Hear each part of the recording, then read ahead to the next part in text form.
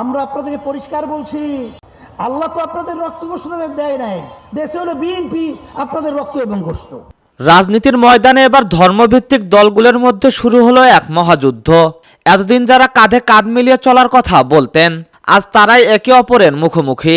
ইসলামী আন্দোলন বাংলাদেশের আমির মুফতি সৈয়দ মোহাম্মদ রেজাউল করিমের এক হুঙ্কারে কেঁপে উঠেছে রাজনৈতিক অঙ্গন। জামায়াতের উপরে কেন এত ক্ষোভ পীর সাহেবের?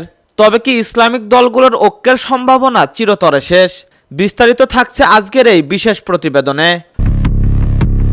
দর্শক, 2026-এর নির্বাচন যত ঘনিয়ে আসছে, ইসলামী আন্দোলন বাংলাদেশ ততটাই আক্রমণাত্মক হয়ে উঠেছে।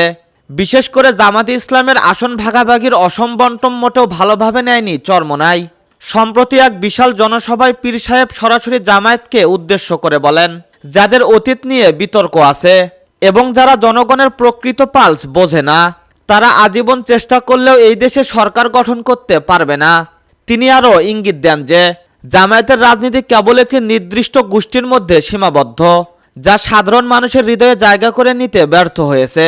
পীর সাহেবের এই হুঙ্কার মূলত জামায়াতের রাজনৈতিক দম্ভ চূর্ণ করার এক কৌশল হিসেবে দেখছে বিশ্লেষকরা। জামায়াত ও চরমোনাই উভয় দলই ইসলামী হুকুমত কায়েমের কথা বললেও তাদের কর্মপদ্ধতিতে রয়েছে আকাশ পাতাল পার্থক্য। চরমোনাই পীর মনে করেন, জামাত কেবল ক্যাডার ভিত্তিক রাজনীতিতে বিশ্বাসী, যেখানে সাধারণ ধর্মপ্রাণ মানুষের অংশগ্রহণ খুবই কম। অন্যদিকে জামায়াত মনে করে তারা সবচেয়ে সুসংগঠিত দল। কিন্তু পীর সাহেবের দাবি, জামায়াতের উপর দেশের একটি বড় অংশের মানুষের আস্থার সংকট রয়েছে, আর এই সুযোগটি নিতে চায় ইসলামী আন্দোলন। জামায়াতকে চ্যালেঞ্জ ছুড়ে দিয়ে পীর সাহেব এখন নিজেকে দেশের প্রধান ইসলামী শক্তি হিসেবে প্রতিষ্ঠিত করতে মরিয়া, আর এ কারণেই তার মুখে এমন কঠিন হুঙ্কার।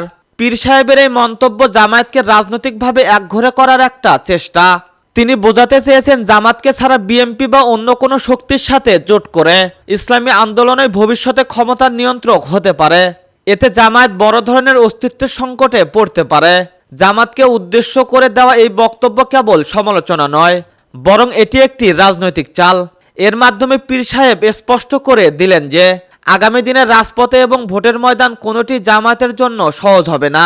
তো দর্শক, জামায়াত কি পারবে পীর সাহেবের এই চ্যালেঞ্জ মোকাবেলা করতে, নাকি চরমোনাই পীরের এই ভবিষ্যৎবাণী সত্যি হবে? রাজপথের এই লড়াই শেষ পর্যন্ত ব্যালট বাক্সে কি প্রভাব ফেলবে, সেটি এখন দেখার বিষয়। জামাত ও চরমোনাইয়ের এই দ্বন্দ্বে লাভ কার আর ক্ষতিকার, তা পরিষ্কার হবে খুব শীঘ্রই। রাজনীতির সকল এক্সক্লুসিভ খবর সবার আগে পেতে আমাদের সাথেই থাকুন। ভিডিও ভালো লাগলে শেয়ার করুন এবং আপনার মতামত কমেন্টে জানান। ভালো থাকবেন, সুস্থ থাকবেন। এতক্ষণ আমাদের সাথে থাকার জন্য অসংখ্য ধন্যবাদ।